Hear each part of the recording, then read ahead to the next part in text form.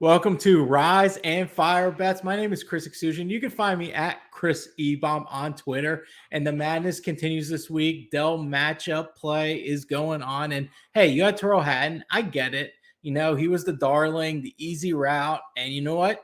It's never that easy, but that's okay. We got bets to make this weekend. And you know what? Last week, I gave you Sam Burns plus money, top 20. Fantastic. Hey, I even threw out a college play, ASU, my arch nemesis.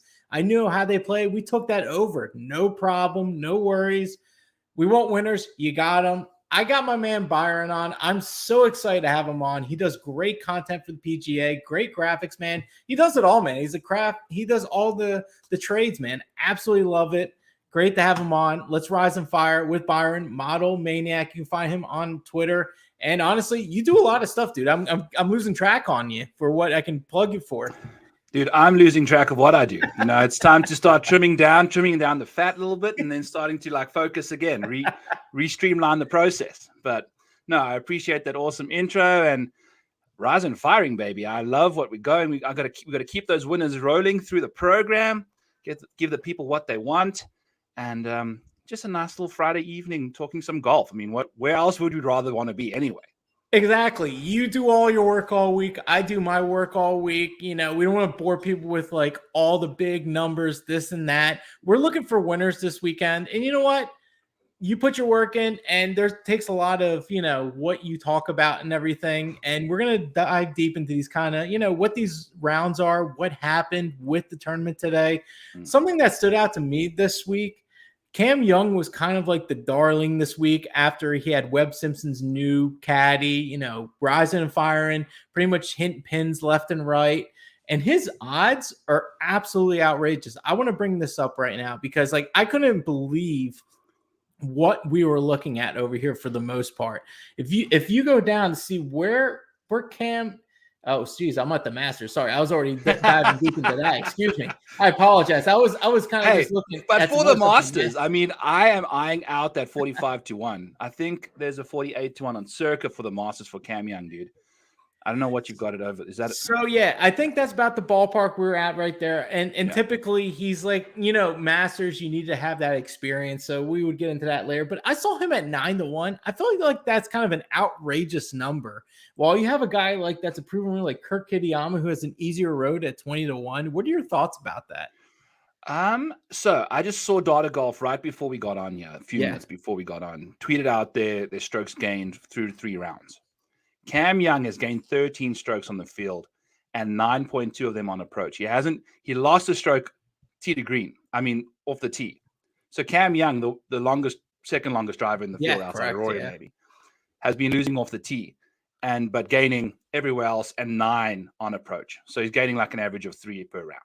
So this guy's just cooking with the irons right now. And that's probably why the ball striking is just phenomenal. So it makes a lot of sense, but who's he got? I pulled up the bracket here. Yeah, I'll bring it up right now. I actually have that up right now. So I'm going to bring that up right now. So if we're looking at the board right now, we have Cam Young. He's going to face Billy Horschel. That's a tough matchup. Like Billy Horschel slows down the pace. He's like a guy, you know, he takes an hour to putt the ball. He's like squatting, taking it easy. Like I can't imagine that being an easy, like I can see Cam Young getting kind of angry with kind of that. Personally, for me, if I'm Cam Young, a guy that just wants him, but he kind of dozes off left and right too. So it's kind of a weird mix. It is. And that's the thing. I mean, if you look at what Billy's been doing coming into this, I mean, he's got no business making it through the death pool. Like he was in the pool of death. Correct. And out of all of those people, the guy with the worst odds managed to survive and sneak out of there. Probably because he's just a psychopath that eats egg omelet shells like for breakfast every morning. You know, like yes, indeed. he cracks his egg and then puts all of the shells in the omelet. Like he eats omelet eggs like eggshells for days because he's just like, life's too easy. I gotta make it difficult. Let me eat those shells real quick. Yeah, like he enjoys it. You know, like this crunch is me telling the people that I can overcome adversity. You know, as many twitches as I have to do before I get into my shot, that's eggshells. You know, then you swallow it and then it's all gone. So yes, that's Billy Horschel in a nutshell there, or in an eggshell. And I like Cameron Young. I think Cameron's just, dude, he's the consistency right now is just incredible. Yeah, I mean, he's been putting incredible too, right? I mean, like the putter finally woke up, which is that a coincidence that we got somebody that the caddy, that Webb Simpson, he typically is a good putter. So the thing is, like his putting stats are so bad because he'll miss a few 5-footers or 3-footers here and there. And that can really just lose a full stroke just immediately off a 3-footer. And he's really good from the long distance putt. So they might be giving him a lot more putts that he's typically missing in match play, which I think is good for him. And he's been making them, and it's looking good for Cam Young. I'm not entirely sure if anything is going to get in his way right now. He's just a steamroller, dude. No, absolutely. Are you involved in the one and done kind of stuff, or are you just more into the betting scene? I'm in all aspects. I had Jordan Spieth as my one and done. I'm behind. Okay. I've missed like 4 entries, and I've had just everyone finish between 20th and 5th pretty much every single time. So I've made so many cuts, but just so behind. So I need to catch up.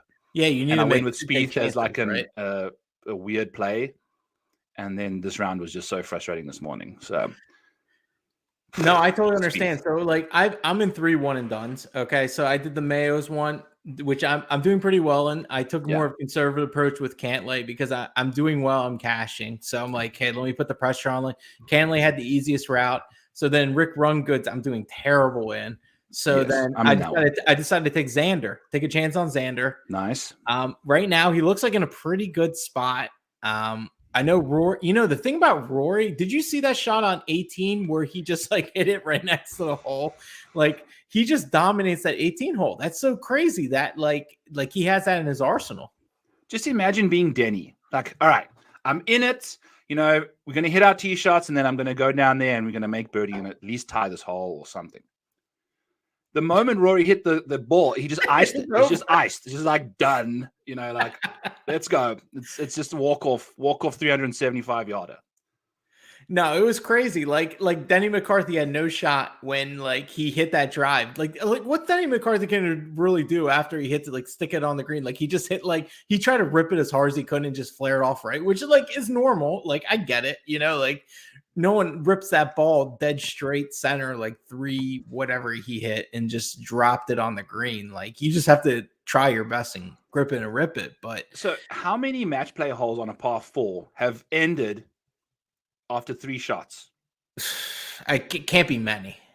You know what I'm saying? Like one shot by Rory and then he hit 2. And that was it. Like 3 shots on a par 4. That's all it took to end that hole. It was unreal. Yeah, it was absolutely unreal. But you know what? This is a matchup I'm kind of looking at. There's 2 plays I made this week. I made a future on Tom Kim, not knowing what the bracket was going to be because I, got caught up in the Tom Kim mix, and I'm just like, whatever. I'm going to bet him for like about everything. Like I just didn't care. Yeah. And then he kind of fell off, and I had a 40-1 with him, and he ended up losing, which is okay. That's not a big deal. But I had Patrick. I bet my only other lone bet was Patrick Cantlay. I got him at 21-1 because with a boost with DraftKings. But now he goes against a guy, Sam Burns, that actually got kind of steam right here. What are your thoughts about the somewhat resurgence of Sam Burns? So Sam Burns, I'm looking at data golf stuff here, and he's lost 6 strokes on approach and gained 8 putting. So he's okay. Good. Yeah. I feel a lot better. Thank you. Yeah. So that's Sam Burns' story. And poor Shane, because I did 8 bets to get through all the different, like quartets or whatever. Right. And I had Seamus Powers in mind, and he pretty much daggered Seamus from the back of the 17th green today to just walk off win. And I think he's just putting out of his mind right now. And the more tense you get as you get into these next rounds, the guys that have been putting really well, I have big problems about because that's match play. But also at the same time, like the ball striking is very repeatable, obviously. But the putters, that's like a Sam Burns gaining 8 strokes putting is ludicrous. So I like Cantley's chances. He's top of his 5th year in strokes gained according to Data Golf, and like he's been gaining pretty solid tee to green and losing putting a little bit. So he just needs 1 or 2 good putts, and I think he's going to be in shape. I love Cantley's chances. Yeah, so like you talked about like being a hot putter. Like there's just like a couple guys. Like I kind of wrote Tyler Montgomery. He unfortunately fell apart. towards the end. Like he just had a really bad day, and then it just became worse because you had to roll into the one playoff round. What's your opinion about the one playoff round? Because like I feel like it's kind of unfair because like Taylor Montgomery's been outstanding the last 2 days, and then like he kind of just was cold that day, and then you expect him to bounce back in one hole. I mean, like I don't think like you can come up with like a real solution. Maybe you can. I'm not sure off the top of your head, but like I feel like it kind of sucks for a guy, and I had him for a bet, so I'm kind of a little salty, so I'm not gonna lie. So like, what are your thoughts about that one playoff hole? I think there should be like a 2-tiered playoff system. If you have to go into a playoff against someone that you beat, tough shit. You know, it's like, I'm sorry, I've beat this guy already. I don't need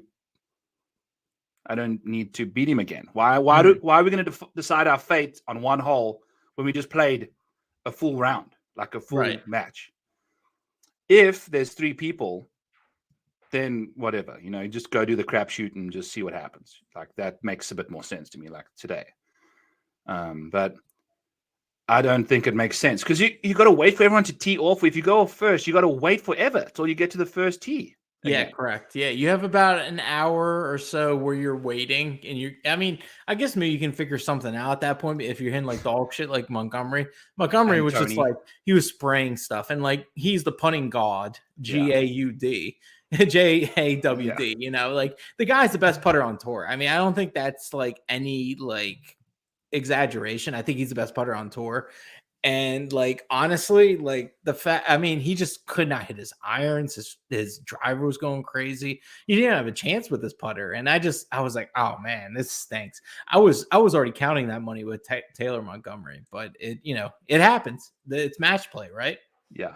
And yeah, I mean, Taylor Montgomery under pressure to me is it's one of the guys that I'm never going to be able to put outright on. I just don't think he can win a tournament. Yeah, it's tough because you have to put it all together, right? Golf's a very tough game. Like you got to be decent in all aspects. Like and his putter, he just relies on it too much. And I know that's like kind of like the data golf, the Rick Run Good data that like you fade the big boom of the putter, but he's always the big boom putter. It's just I honestly think he's the best putter in the world. Honestly, he might just be. Dude, he's so explosive with the putter and the short game in general. But the thing with like that I've tried to figure out is good putters when they get under pressure is the hole is, I don't even know the size of a hole, but it's like, call it what, 3.5 inches or whatever. Whatever, we'll get the measuring tape out there. I have no idea what the hole size is. I should know this, but it's that size and it's really small. Yeah. If you're off by 1/4 of an inch, you're losing strokes putting, and if you're just a little nervous, you can easily be off by a little bit. But with the irons, when you're nervous, if you're off by 4 yards, you're still on the green. Correct. Like you're not losing. Like if you're off by a little bit with the irons, you're fine. If you're off by a little bit with the putter, you're in big trouble. So that's the thing that's, I think, under pressure is a problem for putters. But yeah, I mean, this guy's insane. So good. Yeah. So hey, I'll tell you what. Let's look at the board here. People want winners. They want to see what we could bet on. Oh, we even have matchups. Look at this. How crazy is this? Matchups have shown up. I haven't even looked at this yet. I'm looking down the board right now. I am not gonna lie. Geez, I see some crazy numbers. Jeez. There's some big favorites out there already. Big favorites out there. I hate to say it. There's a dog and there's a favorite I like. Okay. I like Billy Boy at plus 115. I think his pace and what he does, I think that it's kind of, Kisner-esque, minus the Kisner being terrible at golf the last year. Yes. I don't think Billy Horschel's that bad at golf. And I think he might run into if you're looking for a value play, I like Billy Horschel plus 115. But I'm on the other side also. I'm looking right now, this moment, having looked at the matchup plays, I'm looking at the odds.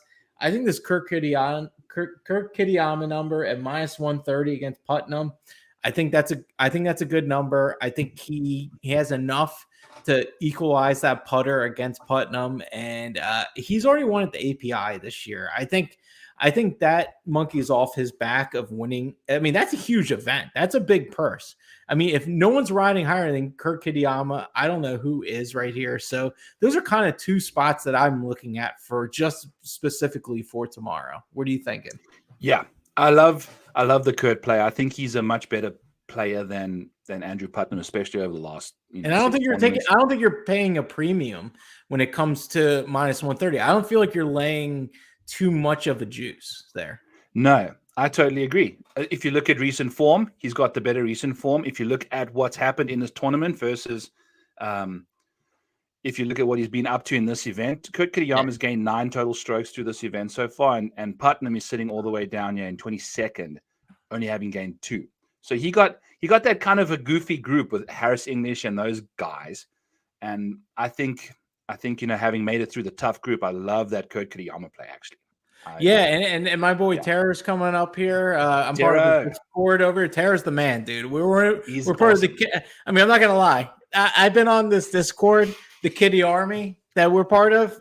Dude, it's an electric. If you want to bet cards, the Kitty Army. That's our. Discord. My god, that's amazing, dude. This was before the API, so this wasn't like a post API thing. I joined this Discord, and dude, I've been betting darts. I've been betting all kinds of crazy shit. It's been awesome. And tennis, dude, it's absolutely electric. But anyway, he's on there and he's throwing out Kitayama's minus 110 on Caesar's hammer. Dude, I'm all about that life. You know me, I have to lay a normal juice for an NFL game. Sign me up. Yeah. And I mean, everything's pointing in the right direction. But also when you bet this stuff, remember, it's match play. It's one round of golf. Anything can happen. So yeah. The Kitty Army is coming out strong over here. We got a big, strong fan base over here. I'm glad I'm getting the viewership, so I'm very excited about Let's go. So was there anything else besides Kitayama that kind of stood out to you at all, or was? I mean, if I was looking at a kind of a match, like you think there's a value play? Do you think there's a value play anywhere? Yes, I do think there's a value play because if you take a look at. So Scotty Scheffler is sitting all the way down. He's only gained 4 strokes through the first 3 rounds. Like the guys he's played, and he can step it up at any minute. But you're getting 2-1 pretty much on JT Poston over there. 2-1. You know, like you don't see that often in a matchup, and it's match play. You know, if JT has like 1 or 2 big blow up holes or whatever, that's totally fine. He's actually been gaining more strokes than Scotty through the week so far anyway. But the thing is, it's been with the putter. So, but Scotty's putter has been looking very bad, dude. This year.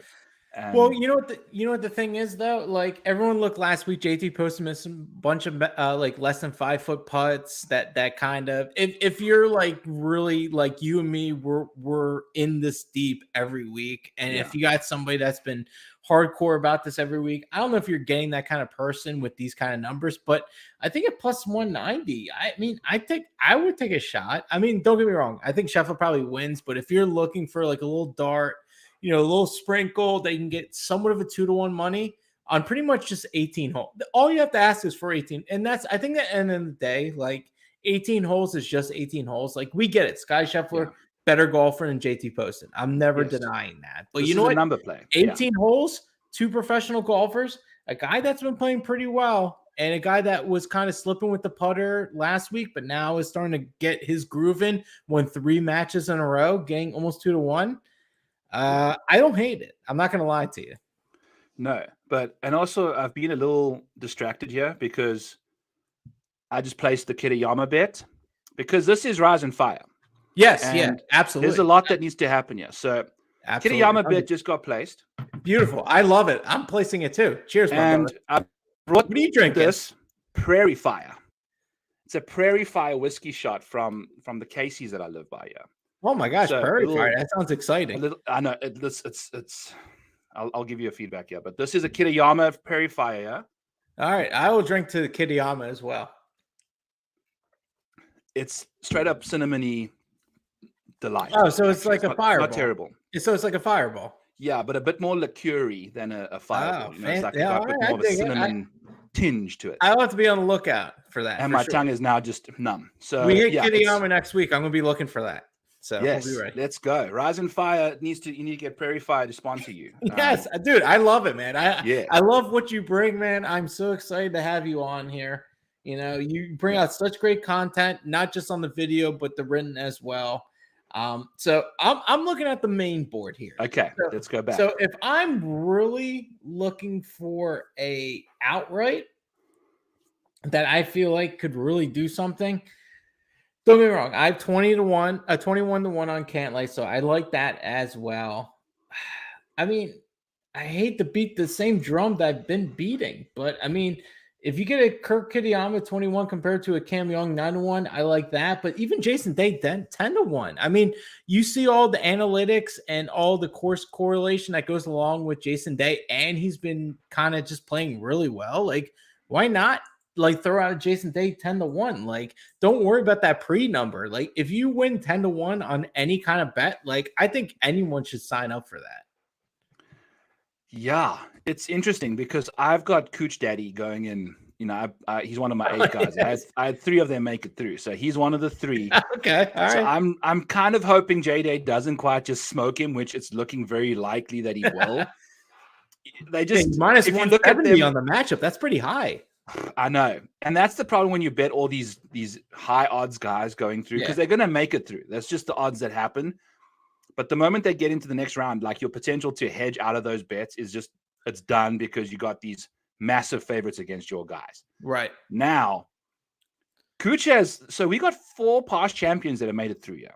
And Cooch is one of them. And J-Day is the other. He's one of the 4. So we've got 2 past champs going at it.